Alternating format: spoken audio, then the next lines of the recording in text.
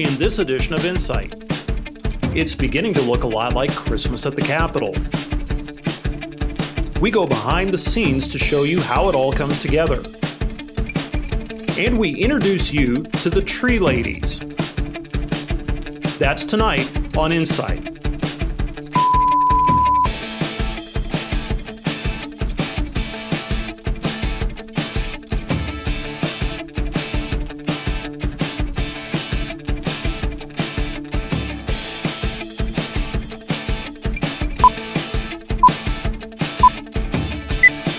Hey, thanks for watching Christmas at the Capitol. For 37 years now, Christmas at the Capitol has been a South Dakota tradition. It's as much a part of our local Fort Pierre legend as Santa, elves, and reindeers. But making it happen isn't Christmas time magic. It's a lot of hard work and requires the Tree Ladies. Christmas at the Capitol involves having all of our trees brought in and decorated. Communities come in and decorate about 66 trees, in addition to the South Dakota tree that we have that is donated by a South Dakota family. Too many trees and we don't have enough power. We don't have enough electricity up and down the hallways to do many more trees than that. So the trees are located on 3rd, 2nd, and 1st floor of the Capitol. Tell me a little bit about the behind the scenes. It is all about things like electrical, fire safety, making sure there's enough space for people to walk and all those things. Yes. Tell me a little bit about the behind-the-scenes planning that goes into this. So when the trees arrive from Wisconsin, they're offloaded from the truck and they're sprayed with a fire retardant. We do that with the South Dakota tree as well. When it comes off of the truck, it's brought to the front of the Capitol and sprayed with fire retardant.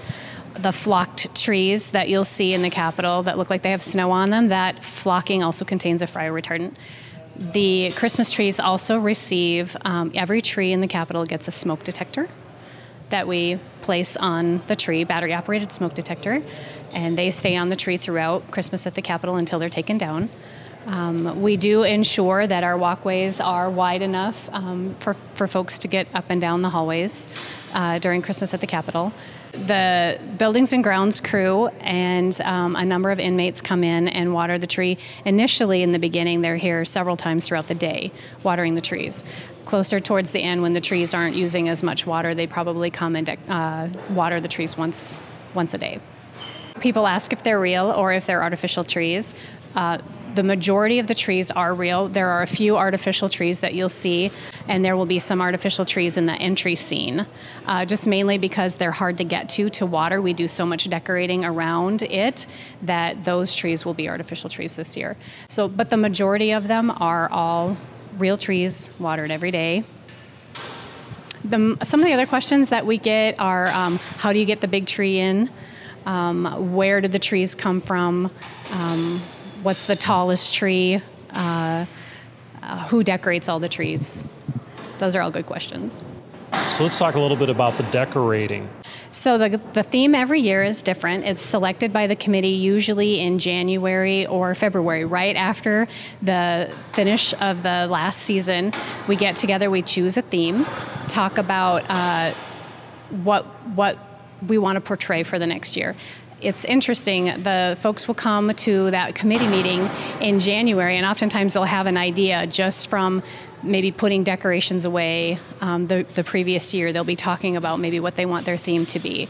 As there hasn't always been a theme for Christmas at the Capitol, I believe that the theme started in the 1980s, the late 1980s, when they started choosing a theme every year.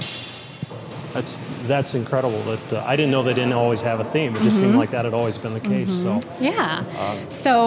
Another thing that we do to kind of prep and to get everything ready, we have an inventory of all the ornaments that come off of the corporate trees, the large trees and the South Dakota tree that we decorate every year. So all of those ornaments come off, all of the lights come off, everything goes into storage for a year. Then, usually the first week of November, Buildings and Grounds brings all of that stuff over, sets it out in our hallway, and we sort it by color. And then that's what we use to decorate the trees the following year. Just the organization has got to be a challenge, the logistics of all the decorations. Tell me a little bit about that. sometimes we have to deal with events that are going on in the Capitol. For example, this year there were Supreme Court hearings, so that changed the timing for bringing in the South Dakota tree. And sometimes there are other events, portrait hangings perhaps, for new governors, things like that going on in the hallways where we don't necessarily get a chance to organize and bring things in on our normal schedule. So those are just small things that we have to deal with occasionally. But usually that first week of November, all of those decorations come in. We sort everything, and then the following week is when the trees start coming in. And then this next weekend is when the communities will show up to decorate the trees. And every community kind of puts their own spin on them. A lot of homemade decorations, a lot of individual, very personal items show up on these trees throughout the year. Yes. So we tell the groups and the organizations and the communities what the theme is. And it's up to them if they want to follow the theme and decorate with the theme. Most of the time, we find that if it's a pretty easy theme to interpret, a lot of times the communities and the organizations will follow that with their decorations. Some folks will still just individually decorate their tree, going after perhaps trying to portray their own message or trying to decorate in a way that promotes their organization. For example, one of the trees is Bella's Butterfly Garden from Mitchell. Her daughter was killed in a car accident, and her favorite, she loved butterflies. So when Bella's Butterfly Garden comes, that's what they decorate. So their tree usually has butterflies on it, may not always necessarily go with the theme, but even so, they still try to decorate in the theme of that. Let's talk a little bit about the committee. You've got a super organized committee. They come together more than just the tree lighting. It's yes. Virtually year-round, but tell me a little bit about who makes up your committee and the work that they do. We have approximately 20 to 25 folks who work on our committee. They work with everything from decorating all aspects of the Capitol. We have a person who's responsible for organizing and setting up all the entertainment for the lighting ceremony. We have someone on the committee who is responsible for just the entertainment that you see weekdays and weekends during Christmas at the Capitol. We have a person on the committee who does our website.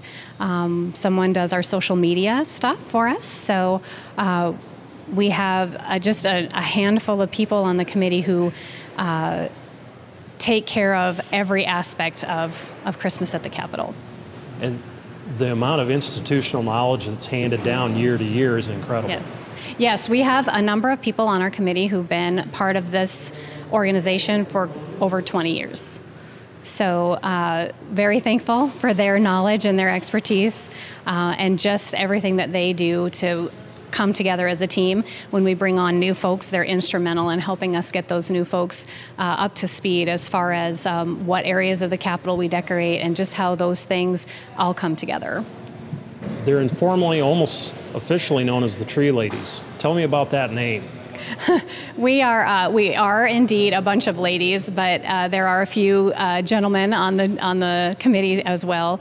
Raleigh Isaacson, who is the head of Buildings and Grounds, is on the committee. And as you can see, a lot of our folks that are with the grounds crew do a lot of the work for us. Patrick, yourself, you're part of our committee. But the Tree Ladies is just something that I think just from the aspect of it's just a majority of women that make up the committee. It's a flattering title. It is. I think before we were the Tree Ladies, there was Dottie Howe, who was instrumental in Christmas at the Capitol, and she was the Christmas tree lady.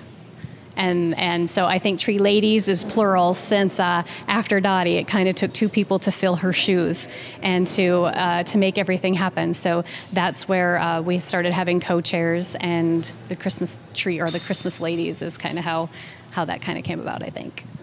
Let's skip up to the night of the tree lighting ceremony. Mm-hmm. That for everyone is publicly is the first chance that they have to see the theme. They see the lights, but they're not on yet. And it's kind of a magical night, both locally, but now it's growing we've got national attention this year. WGBH Boston is following it, you know, places like that. So tell me a little bit about the night of the tree lighting and all the work that leads up to that. It's special for you and the trees committee because all the work's coming together. It is. This is true. So this weekend, all of the trees will be decorated by the organizations and the communities that come in. And also, the rest of this week and the weekend, the Christmas committee will be here decorating every corner of the Capitol, making it just magical place to be. So when folks arrive on Tuesday, the 21st, for the tree lighting ceremony, all the trees are not lit. So we have a special person is selected by the First Lady. And that person is allowed to come up and push the button, and then all the trees light up. And the evening also includes a speech from usually the governor and the First Lady, a lot of entertainment, and all of that is put together by Katie Dunwald. She is our person who handles the lighting ceremony. So they'll bring in a large stage. There'll be a number of choirs and orchestra folks here that make that whole evening just special with song and music, and then the lighting of the trees itself. The First Family really takes a personal interest in this. When I talk to past governors, they almost to a person, especially the First Ladies, name the tree lighting as being a very important memory years, decades after they've left office. So a personal signature there. Yes, I think they enjoy being a part of that. And the process that they go through to select the person to be able to light the tree, I think that's a very special process for them as well. And I know that the public enjoys seeing the governor and seeing the First Lady. Usually we have one of the mayors, either from Pierre or Fort Pierre, come and be the MC for that evening. So I also think they enjoy being involved in it because it's all part of the community. It brings a lot of people to Pierre and to the Capitol during the holiday season, and I think they enjoy being a part of that special evening. Let's talk about how many people come through the Capitol. Any idea over the course of the run how many folks will make their way to see the trees? Yes. We keep a guest book that sits at our greeters table, and not everyone signs it. We know that, but what we try to do is our greeters try to ask folks to stop and sign the guest book and indicate the number of people in their party, and it averages between 20 and 25,000. Some years the weather is a factor. Some years if it's cold and snowy on Christmas Day or Christmas Eve, that kind of cuts back on the number of people that we have come through.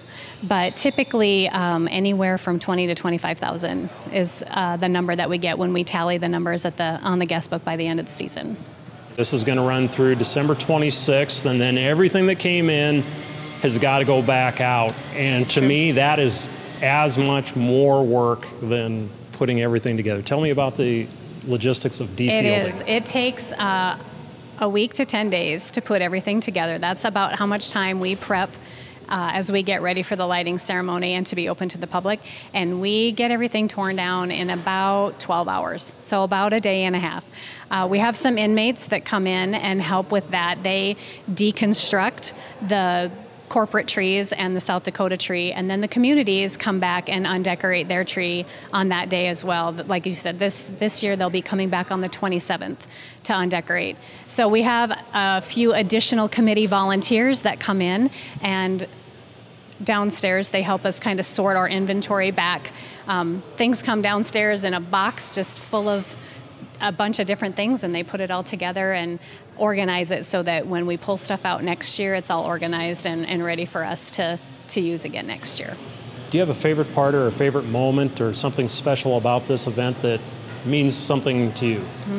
Let's see. I do like the lighting ceremony. That's when all the trees, because we see them when they're lit during the day, during decorating, but when we turn off those lights and get ready for the lighting ceremony, and when this building is full of people and then they push the button and all the lights come on, that's always a special thing. I also like to come in early in the morning when there's hardly anyone here and just walk through and see everything when it's nice and quiet. Maybe turn on the Christmas music a little early and just walk through and be here just to kind of enjoy the reverence and the peacefulness of it and enjoy the smell of the trees whenever they come in. We couldn't make Christmas at the Capitol happen without our corporate sponsors. That's how we make Christmas at the Capitol happen. We have a dozen corporate sponsors who donate and make this happen. We wouldn't be able to bring our trees in and decorate the Capitol the way we do without their support. So that's a huge thing every year that the governor sends an invitation and asks them to participate, and we just couldn't do it without them. So here's a little insight. The tree ladies also include a few select guys, but they accept the assignment on the condition that they do as they're told and not mess things up. Buildings and grounds are the muscle that make it all happen. I've said it before, I'll say it again, Raleigh and his crew are second to none. And state inmates from the women's prison also work on the display. Think about it, it adds to the story. Tell me a little bit about the Christmas at the Capitol Committee. What does the committee work on, and just a little bit of, are they a state committee? I assume they're all highly paid, senior level command people, right? No, these are all volunteers that love Christmas as much as Dottie Howe did way back in the day when she proposed the idea to Governor Janklow, and he said, Dottie, go for it. Just do what you want to do. And so all these ladies are just as passionate about Christmas as she was, and she kind of created that in them way back in that day. And I think the magic of what it brings to the Capitol, and that it brings people into our city and into our Capitol, just makes it a special occasion for them, and they take pride in it. I see a lot of the committee members stop in throughout the whole month just to watch people's faces and see what they say and see what they do and how they react. I remember when I moved to Pierre 15 years ago, never even heard of Christmas at the Capitol. And my mom did, and so she came to visit, first Christmas we were here, and she said, well, we have to go see the trees at the Capitol. And I'm like, I have no idea what you're talking about. So all loaded up in the car, and we came in, and I walked in the door on the second level here and saw this and literally took my breath away. Just like a totally magical thing. And so everyone I talk to year-round, I say, you have to come and see the trees at the Capitol. They're amazing. And they do come from all over to see this. Tell me a little bit about some of the anecdotal stories you've heard of the travels and the people. Well, that's one of my favorite things about Christmas at the Capitol is when I'm just here anyway, and I observe people, watch their reactions, and when they don't know what they're going to see when they come in, if they just happen to be coming in to see the Capitol, a lot of people just like to tour capitals, and they see the trees, they're just amazed. I remember last year there was a group of gentlemen actually that were in town for hunting. And it was closer to lighting ceremony than this, but it hadn't been lighting ceremony yet. And they were in awe. I think they were from Wyoming, and they said, we are coming back when these trees are all lit with our families, and we're going to have them experience the same thing. This is amazing. We are the only state of the 50 states that does a display like this. So I think a lot of the other states are jealous when they come in for meetings and they see this, and they're like, oh, we want to do this in our state too. Tell me a little bit about the building itself and just how special this is. The building itself, we celebrated the 125th 2 years ago, so it's an older building. It's modeled after the Montana State Capitol. We did that little fun fact for you is that we did that to save money. We didn't want to pay an architect to come up with a new blueprint. So for, I think it was $5, we bought the blueprint for the Montana State Capitol. Ours looks a lot different. They use a lot richer colors than we do. Ours is white and bright and airy looking, and theirs is dark reds and greens and kind of a richer look. I've toured several other state capitals. Ours is definitely one of the most beautiful and most worth coming to see, I think. Even if you've been here in the past, you're seeing something new now. It's a different experience again, isn't it? It's always a different experience. There's always a project going on in the state capitol. Right now we're working on the restrooms on third floor for the House and Senate chambers. We just finished a huge renovation in the law library. These are all public spaces everyone can come see. We encourage you to come see them. It's good for our Capitol, it's good for our state, it's good for our city. Always see a smiling face here in the hallways. There's state employees doing their regular jobs here all the time. How's the flow work? What do you hear from state employees during the tree lighting? The state employees love it. They love coming into work every day and seeing the trees and smelling the pine and seeing all the people, I think, for probably the first week or so. And then about 2 weeks in, they're like, oh, yeah, they're nice. We still like the trees. But by the time the 26th or 27th rolls around, they're ready to see them go and to have their hallways back and to have the bright sunshine come in again. We darken the whole floor, so that the only thing that lights the rooms are the Christmas lights themselves. So any time of day that you come in, we blacken all the windows out, so that it's a nighttime experience any time of day. It takes time to see 67 trees, plus the additional corporate trees that we decorate in honor of the corporations that donate money to us. Every tree has its own story. Each tree is labeled with whoever decorated it, and they have their own story. A lot of them like to tell a story with their tree. So, you need to plan on stopping by 67 trees and seeing what they're all about. The 67 is actually just the community trees and the agency trees on third. We put the agencies on third floor, and they're not decorated until after the lighting ceremony. Then this floor is all community trees and corporate trees. The corporate trees are in addition to the 67, so it brings it closer to about 80 trees. And that's not including the ones that go in the little decorating areas that aren't designated trees. This is a near perfect Christmas tree. I've seen a lot of Christmas trees, I know you have as well, but this is as close to a perfect Christmas tree as I've ever seen. How do you even find a state Christmas tree? It is an interesting process, and I don't know how people find out, but what we do is we just take phone calls of people that say, I have a tree I'd like to donate to the Capitol for Christmas at the Capitol. And they don't know necessarily that they're getting the big tree. Like I had a person call me this year who wanted to donate like 20 of their trees. They wanted to thin out their yard and just get rid of a bunch of trees. And so it's kind of a process. What we do is every tree that people send in, a possibility, we visit the tree, we walk around it, we see how hard it is to remove from the property, we see what condition it's in. If it has, we like trees with a lot of space in them so we can hang big ornaments. And so if it's a really tight tree, we won't turn it down, but we have certain specifications that we look for. We like the tree to be around 29 to 30 feet tall. We trim it down a little bit, but that way we have some room to have it be a little taller. This one's not quite as tall as they are sometimes. I think it's cut down to about 26 feet tall right now. Last year's was about 29 feet tall. Anyway, so we go visit each tree, see what condition it's in, how hard it's going to be to get out. We have the Department of Agriculture send in their forester to look at it, same set of standards.